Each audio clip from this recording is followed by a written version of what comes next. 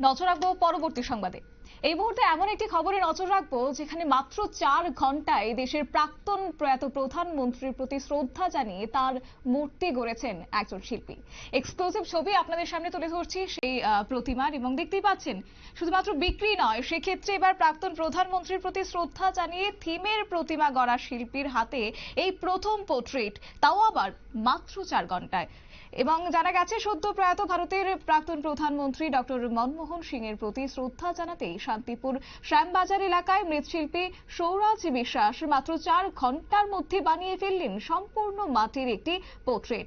শিল্পী অবশ্য জানাচ্ছেন যে পোর্ট্রেট তার প্রিয় কাজ, কিন্তু বিশ্বকর্মা থেকে দুর্গাপুজো, কালী পুজো, জগদ্ধাত্রী, রাসে একের পর এক মূর্তি তৈরির কাজের চাপে কখনো ফুরসত মেলে না। তাও আবার মাঘ ফাল্গুন মাস থেকে শুরু হয়ে যাবে গোপালের মূর্তি নির্মাণ। তবে এখনো যে একেবারেই কাজ নেই তা কিন্তু নয়, বিভিন্ন কালী প্রতিমা অর্ডার থাকে মাঝে মধ্যে। তবে সারা বছরের তুলনায় এই সময় কাজের অনেকটাই হালকা।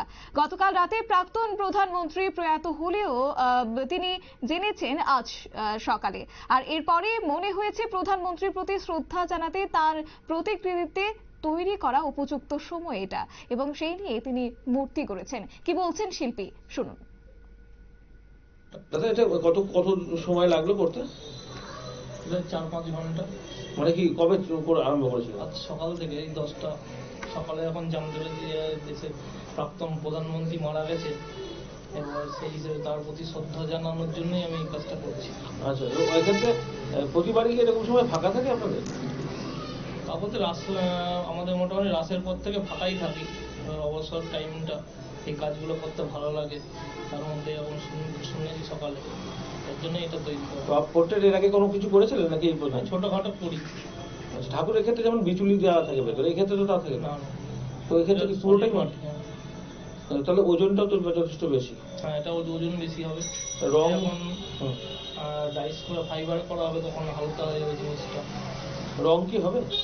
না, রং করবো না, এটা এইভাবেই রেখে দেবো। আচ্ছা, এটা কি মানে বিক্রির উদ্দেশ্যে? না না, আমার এই কাজে পোর্ট্রেট কাজটা সেরকম করা হয় না, তো ঠাকুরের কাজের মধ্যে ব্যস্ততার মধ্যে থাকি।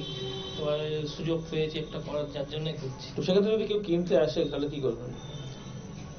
যদি কিনতে আসে, কারো পছন্দ হয়, তখন তাকে তৈরি করে দেওয়া হবে। মানে আপনি বানিয়েছেন এমনি শুধু ভালো লাগার জন্যই? না, এটা তো ভালো লাগার জন্য চেষ্টা করেছি বানানোর, তার প্রতি শ্রদ্ধা জানানোর জন্য।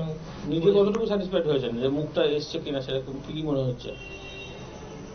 কারণ আমি নিজে বলার থেকে লোকে দেখে বললে সেটা ভালো লাগে। আচ্ছা আচ্ছা, আপনার নাম আর কারখানার নাম? আমার নাম সৌরাজ বিশ্বাস, শান্তিপুর। আপনারা শুনলেন শিল্পীর মুখ থেকে তার বক্তব্য, অর্থাৎ বিক্রির জন্য নয়।